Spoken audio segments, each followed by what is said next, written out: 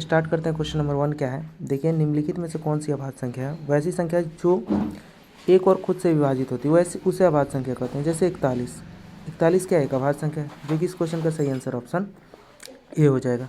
यदि दूसरा क्वेश्चन क्या है कि यदि ए बराबर क्या है 2 का पावर 3 गुने 3 का पावर 2, बी का मान क्या है 4 का पावर 2 का पावर 4 गुने 3 का पावर 3, कम मौसे निकालना है। तो जब भी मौसे निकालना है और मौसे किसका, तो ए बी का, तो याद रखेंगे इसमें 2 और 3 दोनों कॉमन है और सबसे कम पावर क्या है, यहाँ पे 4 है 2 का, यहाँ पे पावर 2 का 3 है, तो कम पावर 3 लेते हैं। ठीक है, यहाँ पे 3 का 2 पावर है, यहाँ पे 3 का 3 पावर है। मौसा में क्या करते हैं, जो कॉमन रहता है उसको लिखते हैं और पावर जो कम होता है उसको लिखते हैं। ठीक है, 2 का पावर 3 8 होता है और 3 का पावर 2 9 होता है। 8 गुने 9, 8 9 कितना होता है 72, यानी इस क्वेश्चन का सही आंसर ऑप्शन सी हो जाएगा। ठीक है, उम्मीद करते हैं आप सभी को समझ में आया होगा।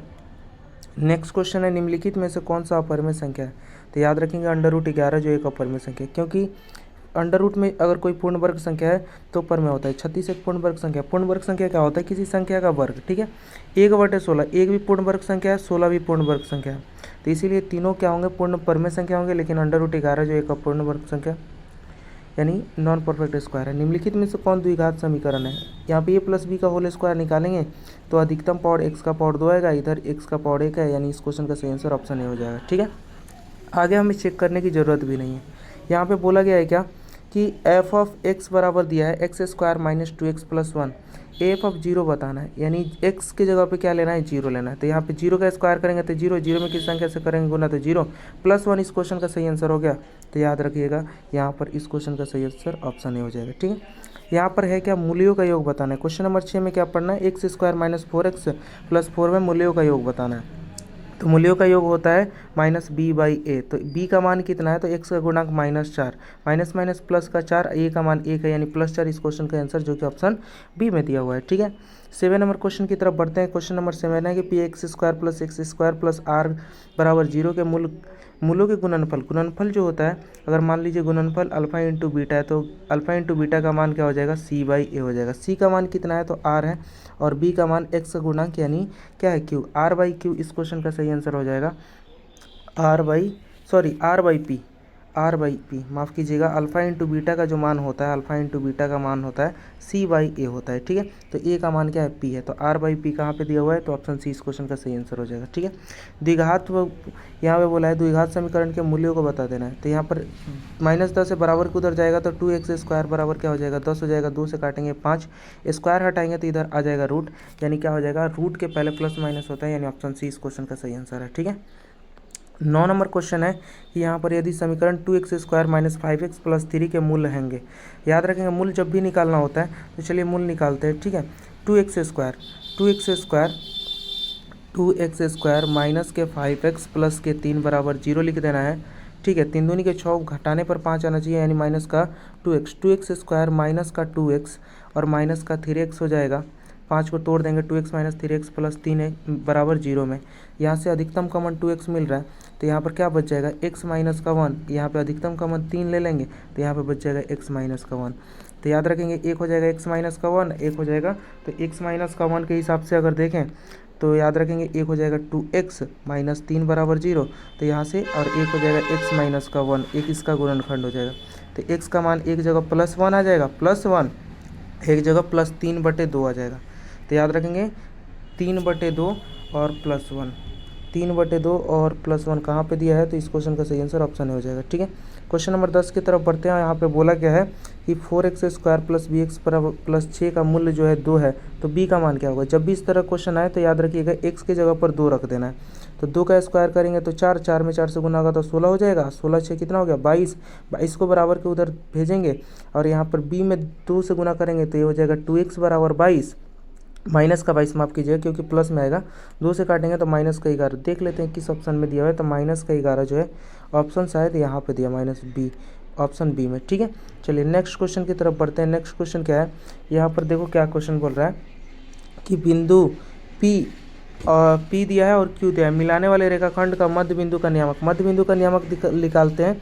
तो करते क्या, पहला वाले को जोड़ देते हैं। -8 में 2 जोड़ेंगे तो 8 जोड़ेंगे तो माइनस का 2 हो जाएगा, -2 को 2 से भाग दे देना है तो 1 आएगा। यानी अब मध्य बिंदु का नियामक होता है x1 + x2/2, y1 + 2/2 होता है। और यहाँ से हम लोग मध्य बिंदु का नियामक निकाल देंगे। या शॉर्ट तरीके से बताएं, पहले वाले को पहले वाले के साथ जोड़ो, -8 में 6 जोड़ेंगे तो -2 और 2 से भाग देंगे तो -1 आ जाएगा। 6 और 4 10, 10 का आधा करेंगे तो 5 आएगा। तो याद रखेंगे -1/5, इस क्वेश्चन का आंसर सही हो जाएगा। वाई अक्ष पे बिंदु जो है दूरी कितनी है, तो वाई अक्ष पे कोई भी बिंदु जो है x के मान के बराबर यानी 4 के बराबर, इस क्वेश्चन का सही आंसर ऑप्शन नहीं हो जाएगा। ठीक है, यहाँ पर देखेंगे अगला क्वेश्चन है 7 माइनस थीटा है, sorry 7x² theta minus 7 tan²। तो यहाँ से 7 कॉमन मिल रहा है और आप सभी जानते हैं sec² theta minus tan² theta का जो मान होता है कॉमन लेने के बाद बच जाता है, तो इसका मान 1 होता है। 1 में 7 से गुना कराएंगे तो इस क्वेश्चन का सही आंसर ऑप्शन क्या हो जाएगा, तो बी इस क्वेश्चन का सही आंसर है 7। ठीक है, यदि ए का मान 45 डिग्री है तो sin² a प्लस cos² का मान क्या हो जाएगा। 45 साइन का मान होता है 1/√2 का स्क्वायर कर देंगे प्लस 1/√2 का स्क्वायर कर देंगे, तो यहाँ से भी 1/2 प्राप्त होगा प्लस 1/2, आधा आधा कितना होता है 1, इस क्वेश्चन का सही आंसर हो जाएगा। ठीक है, 1/2 का आप एलसीएम भी निकाल सकते हैं, तो ऑप्शन सी में यहाँ पर 1 दिया हुआ है। ठीक है, इस क्वेश्चन का सही आंसर 1 + cot² किसके बराबर होता है, cos² के बराबर होता है। आप सभी जानते हैं cos² थीटा अब माइनस cot² थीटा बराबर क्या होता है, तो 1 होता है, तो cot² को उधर भेजेंगे तो 1 + cot² क्या हो जाएगा, cos² के बराबर हो जाएगा। ठीक है, तो सर्व समीका आप लोग छोड़ेंगे नहीं, सर्व समीका से पक्का क्वेश्चन आएगा। कॉस और साइन दिया है, इन दोनों का योग 90 है तो इसका मान 1 होता है, इसका भी मान 1 होता है। 1 में 1 से गुना करेंगे, इस क्वेश्चन का सही आंसर ऑप्शन बी हो जाएगा। ठीक है, सेक 90 degree minus theta cosec theta के बराबर होता है, आप सभी जानते हैं, इस क्वेश्चन का सही आंसर ऑप्शन डी हो जाएगा। Sine 90 degree minus theta cos theta के बराबर होता है, cos 90 degree minus theta sine theta के बराबर होता है, tan 90 degree minus theta cot theta के बराबर होता है, cot 90 degree minus theta tan theta के बराबर होता है। ठीक है, और cosec 90 degree minus theta sec theta के बराबर होता है, आप सभी पढ़े हैं। ठीक है, यहाँ पर देखेंगे क्वेश्चन नंबर 19 क्या है कि 2 cos 3a बराबर 1 है। ठीक है, तो 2 को यहाँ पे गुना में तो बराबर किधर जाएगा, तो यहाँ पे आप सभी जानते हैं cos 3a बराबर 1/2 हो जाएगा। 1/2 cos में 60 होता है, तो याद रखिए cos से cos कट जाएगा, तो यानी 3a बराबर कितना हो जाएगा 60, 3 से भाग देंगे 60 में तो कितना 20 बार में कट जाएगा, यानी 20 डिग्री इस क्वेश्चन का सही आंसर देख लीजिए कहाँ पर दिया है, ऑप्शन बी में दिया हुआ है। ठीक है, तो हमसे यही एंगल ए का मान पूछा था, इस क्वेश्चन का सही आंसर त्रिभुज ए बी सी में AC² बराबर AB² प्लस BC²। आप सभी पढ़े हैं त्रिभुज, यहाँ पे जो भी कॉमन एंगल होगा यानी जोड़ में, यानी किसी भी समकोण त्रिभुज के एक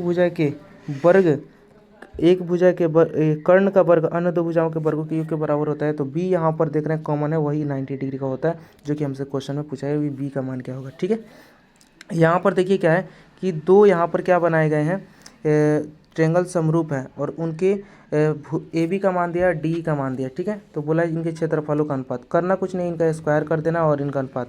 तो यहाँ पर देखिए डेसिमल कुछ देर के लिए भूल जाइए, 1.2 का स्क्वायर निकालेंगे तो 1.44 हो जाएगा, और अनुपात निकालना है तो अनुपात, और याद रखेंगे 1.49 यानी 14 का स्क्वायर करेंगे तो 196 हो जाएगा। डेसिमल से डेसिमल कट जाएगा, 4 के पहाड़े में कितने ए भी कट जाएगा, 4 के पहाड़े में ए भी कट जाएगा, 4 3 12 और 4 6 24, 36 अनुपात यहाँ पर क्या हो जाएगा, तो 49, 36 अनुपात 49 देख लेंगे किस ऑप्शन में दिया है, तो यहाँ पर दिखाई दे रहा ऑप्शन डी इस क्वेश्चन का सही आंसर हो जाएगा। ठीक है, चलिए नेक्स्ट क्वेश्चन है, यदि त्रिभुज दोनों समरूप है, त्रिभुज ABC और P की ओर समरूप है, तो एंगल ए का मान 36 है, P और Q R का मान कितना है, तो याद रखेंगे R का मान 68 है, तो B का मान बता देना है। तो देखिए यहाँ पर A यानी पहले वाले का मान के साथ यानी 36 है तो 36, ठीक है, तो ये भी 36 होगा।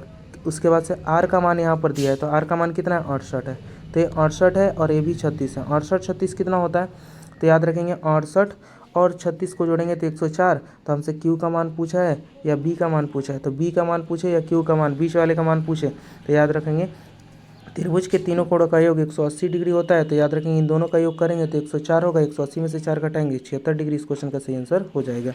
जो विद्यार्थी नहीं समझे यहाँ पे समझा देता हूँ। देखिए यहाँ पे बोला गया था दो ट्रेंगल है, ठीक है, इसका नाम है ABC और इसका जो नाम है वो है क्या PQR। इसका जो एंगल ए दिया है 36 डिग्री दिया है, तो समरूप है तो ये भी 36 होगा। और यहाँ पर R जो दिया है R कितना दिया था, तो याद रखेंगे 68 डिग्री दिया था, तो यहाँ पर देख लेंगे ए भी क्या होगा 68 डिग्री होगा। तो यहाँ पर बी का मान कितना हो जाएगा, तो आप सभी जानते हैं क्या 36 और 68, त्रिभुज के तीनों कोणों का योग 180 डिग्री होता है, तो यहाँ से ये 36 68 जोड़ेंगे 104, तो तीसरा क्या हो जाएगा, तो 180 में से 104 घटा लेंगे यानी 76 डिग्री इस क्वेश्चन का सही आंसर हो जाएगा। उम्मीद करते हैं आपको समझ में आया होगा, थोड़ा सा देखने का प्रयास करेंगे, ठीक है। चलिए अगला क्वेश्चन है कि बहुलक बताना है, जो सबसे अधिक बार आता है वो बहुलक कहलाता है, ठीक है, आंकड़ों में। तो याद रखेंगे 7 1 2 3 बार आया, तो इस क्वेश्चन का सही आंसर ऑप्शन क्या हो जाएगा, 6 भी 2 बार आया, तो इस क्वेश्चन का सही आंसर ऑप्शन डी हो जाएगा, ठीक है।